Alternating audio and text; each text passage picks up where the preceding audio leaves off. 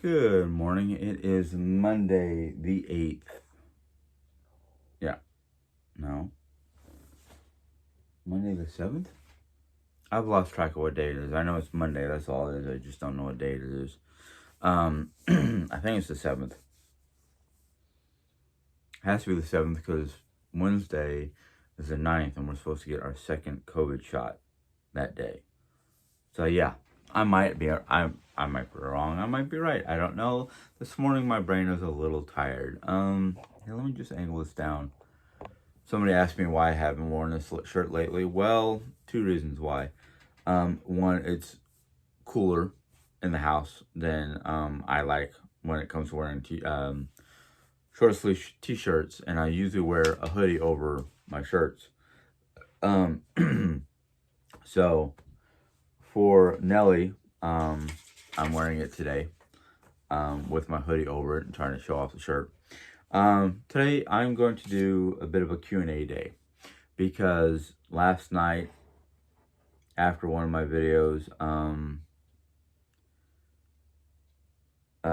Sheila and Nelly basically asked a couple questions. Sheila asked 9, and I'm going to answer all of them.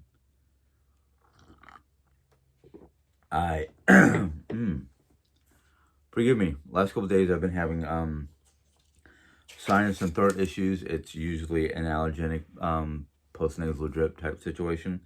And lately my allergies have been running amok. Let's see if I can get the right light on here so I can read these. Viking t-shirt, right size. Yes, the t-shirt is the right size. It's just me and my dislike for being too cold. Especially when it's supposed to be summer. It's 80 degrees outside. Why do I feel cold? Well, I'll explain why, and most of you women probably know why. My wife is going through menopause. And as we all know, menopause can be a royal pain in the butt for women. So she's been like hot flashing a lot. So when she's not hot flashing, she'll put a blanket over her legs and whatnot to keep warm. But in the meantime, my gracious, happy-go-lucky rumpus is cold. There are one or two rooms I can go into to keep a little warm, but not really because, well, I can go in the bathroom, but it's kind of like weird to be hanging out in the bathroom all day long just because your house is too cold and the bathroom is the warmest house in the room, or my bedroom, but because we have an oscillating fan that's going all the time to keep the bedroom cool for her, so when she goes to bed, she's not roasting her tail end off, which we did anyhow last night. Let's see here. What have I heard back from unemployment? Nelly, I thought I thought I did that. Said something about that on one of my other videos. What happened with unemployment is I'm not getting it because my company, Dickies, did not pay money into unemployment. So there is no unemployment benefits for somebody who gets fired. I am still working with unemployment to get I'm trying to get something from unemployment, but right now I'm not too worried about it because money seems to be okay. We are looking into possibly getting me PUA because of YouTube is like an independent business, and PUA is basically a unemployment benefit plan for those who have their own company or their own business, but it's not thriving well enough to pay bills. But like I said, I'm not too overly concerned about it. And I don't know if that's a pride thing or the way I was raised or what the deal is. But, you know, the universe has a plan, and I can only just hold on and ride the waves, basically. Nelly also wanted me to do a video from the outside. I would love to do a video on from the outside of my house. There's only two reasons why I haven't done it. One is either the weather has been too rainy and miserable or too hot. Now, I could probably go out there either late in the evening time when it's starting to cool off, once the sun goes down, and do a video. I don't get up early enough to do a video before it starts to warm up, so it's kind of like one of those. Well, once the sun goes past a certain point off my front porch, I can probably do it, because that'd be the best place for me to do a video from the outside of my house. She also asked about a video of Missouri. Well, I don't really have a camera setup or any kind of setup like that in my car to do a traveling type of video. That in fact, right now with my wife and the way she's having issues, I don't know if she'd be. Sorry, hold on. Thought I heard a loud banging noise on a can. I don't know where it came from.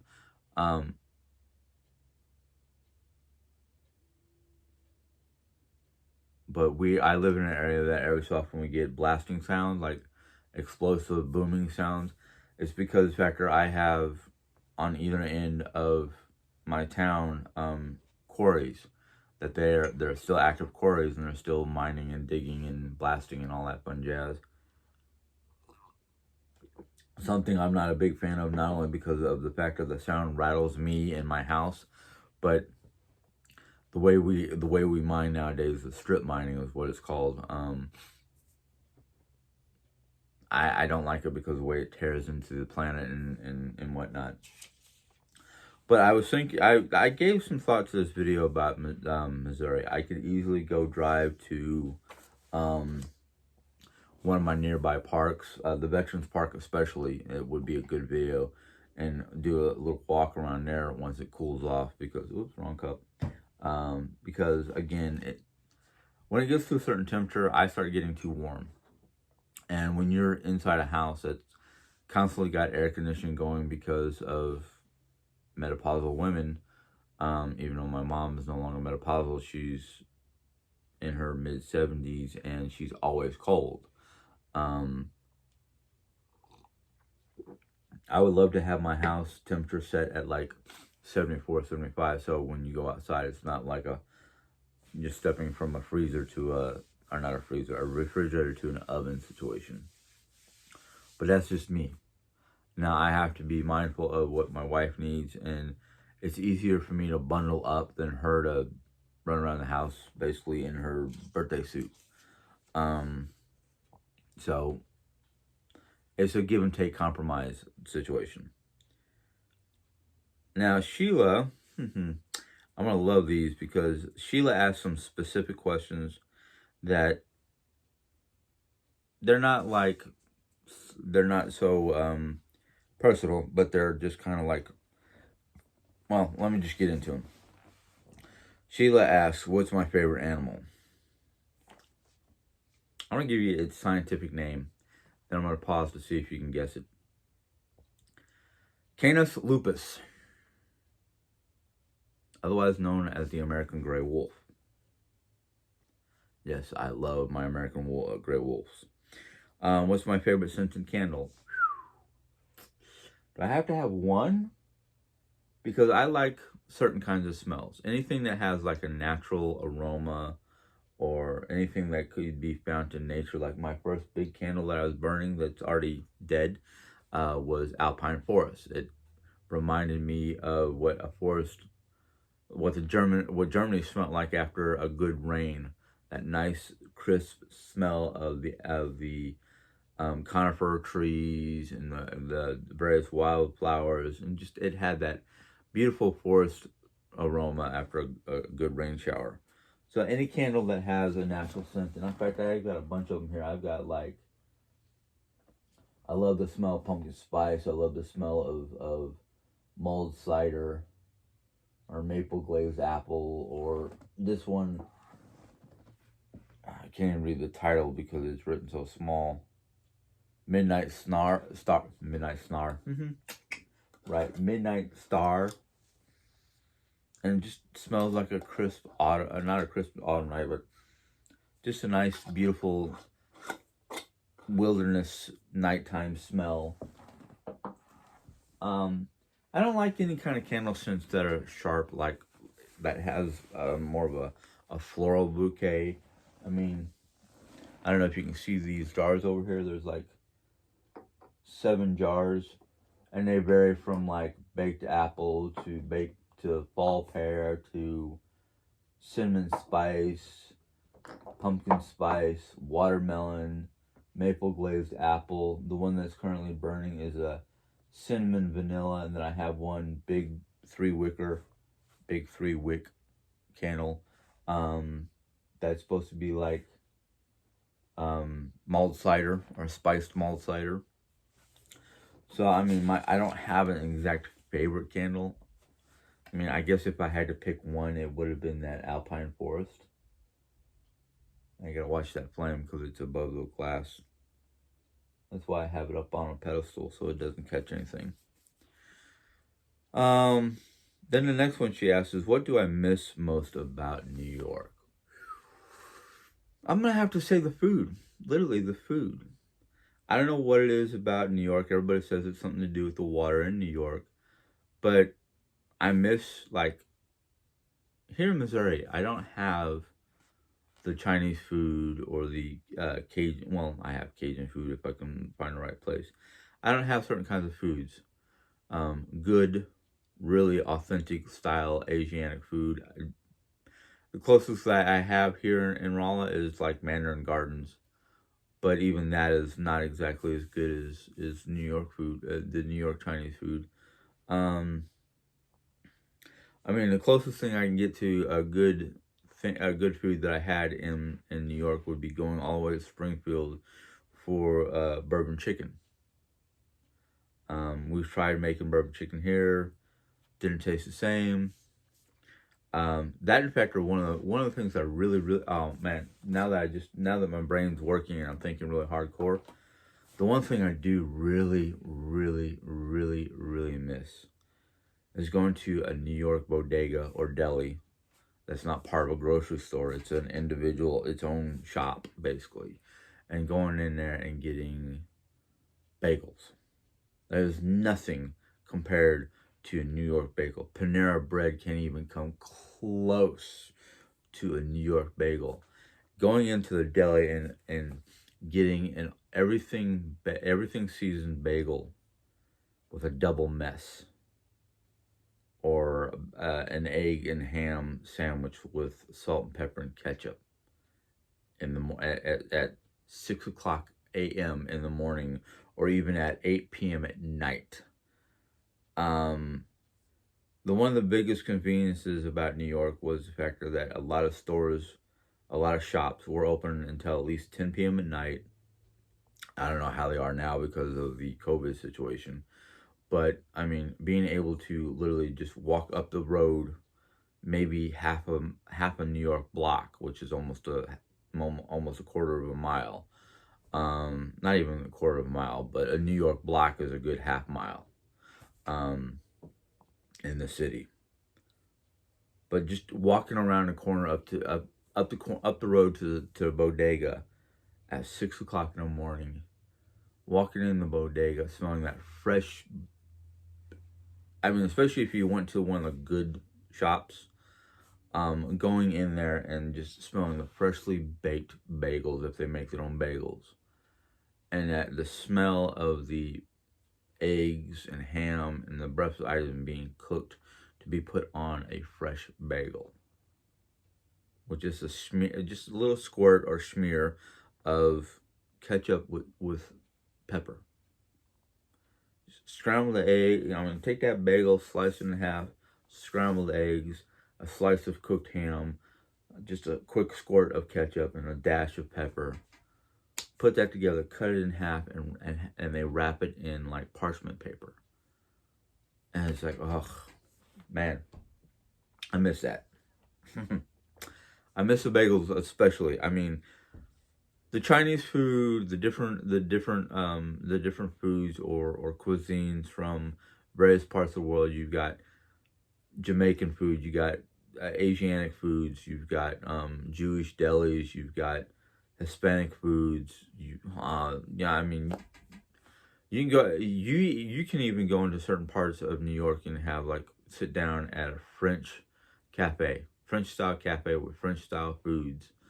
Um, they had a Freeport, which is one of the many suburbs of New York City. Freeport, New York had a little, I think it was Freeport. Maybe it wasn't Freeport. I can't remember where it was, but they had a German beer garden and they served authentic German food with German beer. I'm not a beer person, but they also had like different types of wines from Germany or inspired by German wineries. And going there for like Oktoberfest, they had a mini Oktoberfest. It was fun. It was good foods. I enjoyed it. So yeah, there are quite a few things I do miss about New York, but it's mostly because of their food. I don't miss the crowds. I don't miss the smells, unless it's the smell of the food. I don't miss the noise, dirt, debris, the attitudes, but it was mostly the foods and the convenience of having. Uh, I mean, they had 24-hour restaurants. They had 24-hour like gas stations and convenience stores. Not the bodegas, but the convenience store. If you're not from New York, you won't understand what a bodega is, and it's kind of hard to explain what a bodega is. The closest thing I can explain a bodega is basically it was a deli with the convenience of various different types of quick grocery items like bread, milk, snack foods, maybe cereal, maybe milk, maybe diapers for your kids. You know, it was like a mini convenience store or a mini mart. That's the best thing I can think of here in like the Midwest, a mini mart. But it had like a deli where they sliced your meats and whatnot right there on the spot. What's my favorite game for game night? I don't really have a favorite game for game night. Um, Basically, I play whatever games my family wants to play, and it's usually either like we have electronic Monopoly, or sometimes it's trivia, or we have something called Quidominoes or Tridominoes, which is basically little triangular or rectangular pieces, square pieces with numbers, and you had to basically match the numbers until you ran out of pieces. And basically, if you couldn't find a matching set for the numbers you had to draw until you found numbers. Anyhow, my favorite dessert. What time of year is it? Where am I living? I don't really. I can't really say I have one singular favorite dessert. I mean, around here in my neck of the woods, my favorite dessert is basically hot apple pie a la mode, drizzled with caramel sauce. I can get that at Applebee's. But for at home, like in my home, um, wow. I try to keep my refrigerator stocked with um, apple fritters, or not really apple fritters. It's oh, thank you, Jim. Um, Apple strudel or apple strudel. That's one of my favorite things because I can turn that into a hot. I can turn that into an a la mode easily. Not exactly your typical German type dish, but I like German desserts, except for I used to think I liked the Black Forest cake that my neighbor in Germany used to make, our landlord in Germany used to make, because true authentic German Black Forest cake does not have coconut. The addition of coconut is actually an American thing. So, and a traditional Black Forest cake does not have coconut. and I do not like chewing coconut. I don't mind the flavor of coconut if it's disguised, but if I can taste the coconut and there's flakes in there and I have to chew that, no thank you. I don't know why. It does not, I don't like the texture of coconut. The flavor is one thing, but texture is like, no, no. That's why I don't mind keto recipes, because keto recipes do call for a coconut flour for some items. But when you mix the other ingredients with the coconut flour, you don't taste the coconut. You don't have to chew the gritty pieces of coconut. Next one is favorite date night. Basically, that's just the small part of the question. The question basically states, hold on, my ear itches today. Dry skin. Basically, she said if I didn't have to worry about COVID or injuries or money, what would be my favorite date night? Well, I'm gonna go back to when Jerry and I used to go out for date night before COVID situation. Jerry and I used to basically go. We'd go to Applebee's or someplace Mom did not like going to, and sit down and having a nice meal. And then when we go, we would get our tickets and go watch a movie. So it was basically dinner and a movie. That was our favorite date night. Now, if I didn't have to worry about money, I would love to be able to take Jerry Ann up to Illinois and go to medieval times and enjoy a dinner at medieval times, because it's basically dinner and a show in one of my favorite settings. My favorite tea. Now, the question would be, I hate doing this, asking a question, answering a question with a question. When you ask what my favorite tea is, are we talking about just general tea, or are we talking about for medical purposes? I'm going to answer my own question. If it was just general drinking tea, I like the taste of the Irish breakfast tea. That, in fact, not only has it got a good flavor, but it has that boost of energy and extra caffeine to get me going. Why I haven't been drinking tea lately, I don't know. I need to, because honey, which is my favorite ingredient instead of sugar, tends to harden or dry up or get funky once you open a container if you haven't used the tea within a certain time frame. It gets that weird hardened white crusty stuff on top. But if it was for like medicinal purposes, tension tamer or sinus soother, because it helps with my seasonal issues that I have, which I'm probably going to have to start drinking pretty soon because of the way my nose has been acting lately. The next question she has on here, there's only 2 left, is all expense paid, one destination, where would you go? Wow, that's kind of hard to answer because there's so many different places on my bucket list that I want to either go to because I've never been there before, or would like to take Jerry Ann there because she's never seen it, but I have. So it's kind of like one of those, how do you pick one destination when you have so many different locations you want to go to on your bucket list? But if I really had to pick one destination that I really want to go to that I have never seen in my life, and Jerry Ann has expressed interest of going there herself because of the fact that her mother has Irish ancestry, would be Ireland. Because you can go to Ireland and in one shot, you can stay in Ireland and still see, a good chunk of the UK.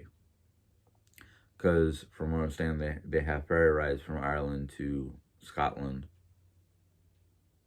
So, yeah, that would not be one destination, though, because you're jumping from Ireland to Scotland to England.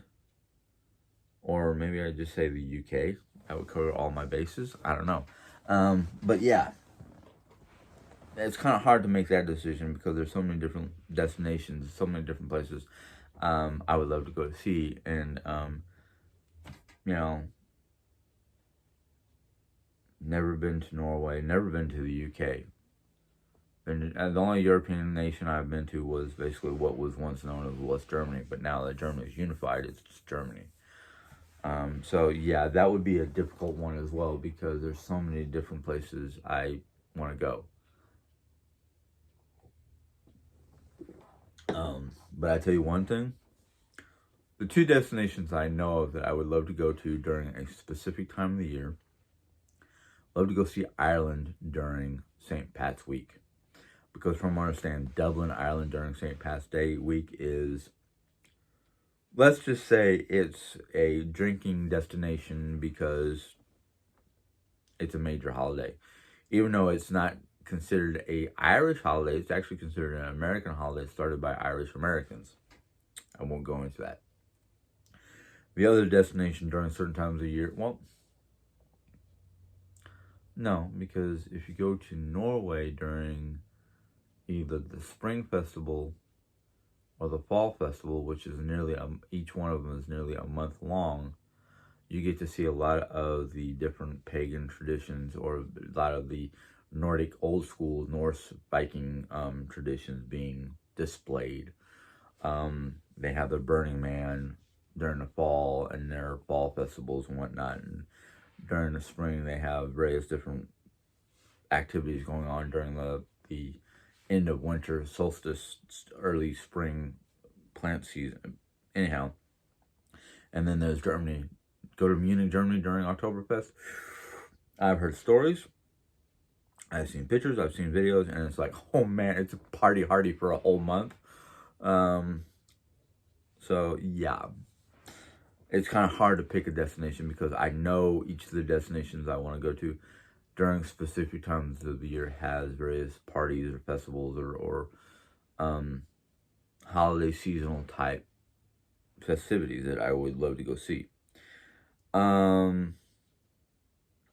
This next one she asks is, what is the one thing I learned from either the Hagi, the How to Hagi book, or the American Cozy book? I learned a lot from both books, but I will tell you this much: I like the American Cozy better because of the fact that she is not only giving science, she's not going into detail about her life. She's going into detail about the scientific evidence of how certain things connect to each other. So I learned probably a little bit more from the American Cozy book on the psychological effects of keeping your house clean and cozy and clutter-free. God, I can't say that word today. The last 2 days, those words have escaped me. She's basically gone and used scientific evidence between various different countries, not just Denmark, where her grandparents are from, but from Australia, from different parts of Europe, different studies by like various different universities, like Cornwall is one of them, UCLA was another one of them. She's using scientific studies, proven studies, on the connection between our psychological well-being and our physiological well-being due to the cleanliness or clutter of our home. Like, for instance, I'm in this room. This room is supposed to be my space, and right now it's kind of like a temporary holding zone for various different pieces of furniture that is going elsewhere, bags of clothing and whatnot that we've purged and decided that we're going to get rid of, as well as a few other different items. I can sit here and go, and I can either be negative about it, going, oh man, this room is cluttered, it's a mess, it's going to drag me down, it's going to make me feel like shite. But then I can go the positive route, going, well, okay, yeah, currently this room is a clutter, but there are going to be certain rooms in this house that's going to be a clutter until we can get the furniture rearranged, our bedroom finished, things of that nature.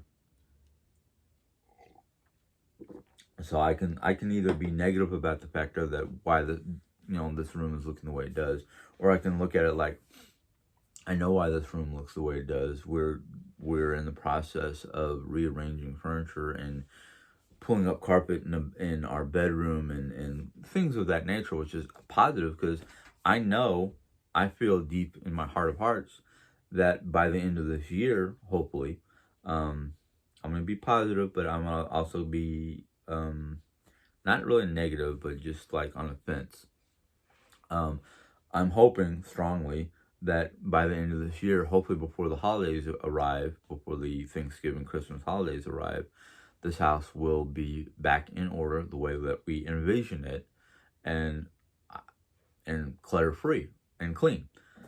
In fact, I had a nice little meeting. I basically brought Mom and Jerry to the living room and had a meeting where I was talking about some of the things I learned in the American Cozy and how the connection between clutter and the difference between clutter and hoarding is one thing I learned. The other thing I learned is the fact that if we can maintain a clean home and just spend half an hour to an hour every day just spot cleaning our hot zones, our busy areas like the kitchen, the whole kitchen from the stove to the back wall where our table is where we eat, and then the living room, because that's where most of us spend most of our time, or at least me and Jerry. Mom does spend some time out in the kitchen area.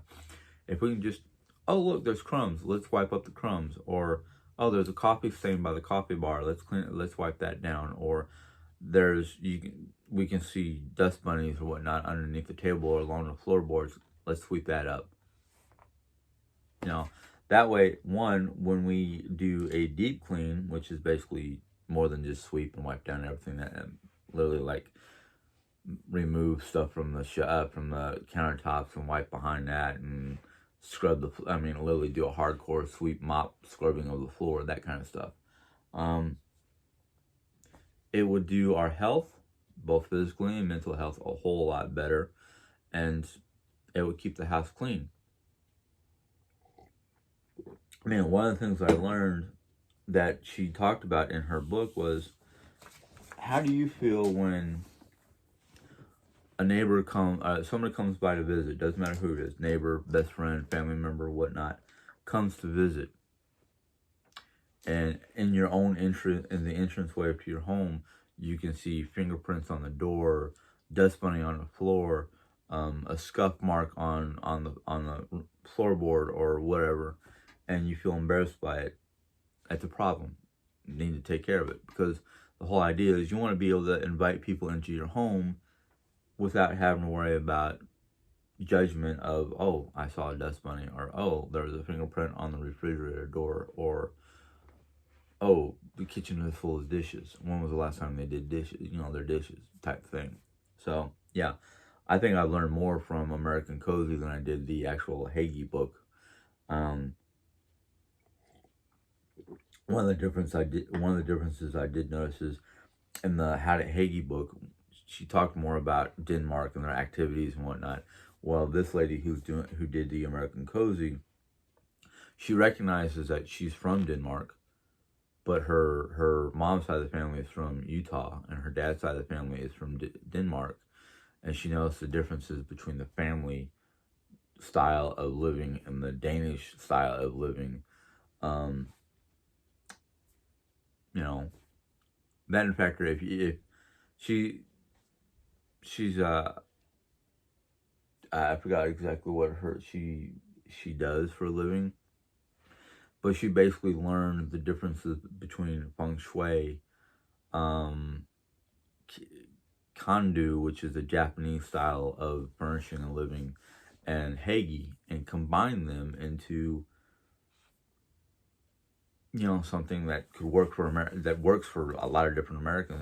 California, I know, for instance, that a lot of people who live in California, a lot of their homes are the Feng Shui style, while in Japan, mostly in Japan, and some Japanese American families live in the style of the Kandu, which is a modern day Japanese style of home, of their interior decorations. And then a lot of people, who are either descended or from European families and have lived all their life in the style of Hagee, which I didn't know until I started studying these books. That's the way I've been living all my life as a child of the military. I thought it was just, well, we're military family, we move around a lot, so we can't have a lot of extra. I didn't realize that was actually Hagee. So there's a lot of things I've been learning from that book. So, but the one thing I did learn was the fact of the how the physical appearance of your house and whatnot, and the clutter in your house, actually affects your psychological well-being, which I never made the connection until I read the book and went, oh, okay, great. But anyhow, that's today's video. Hopefully I answered all those quick questions the way, well, hopefully you enjoyed the questions, Sheila. Hopefully everybody did, actually.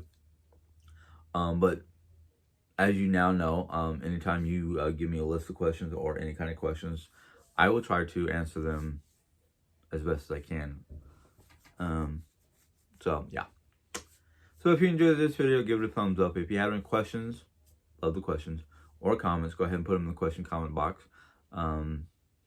If you're new to my channel and enjoyed this little Q&A session, go ahead and click on the subscribe button if you desire, if you choose to.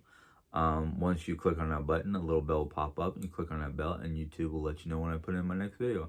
So until next time, enjoy. Have a good day. God bless. Bye.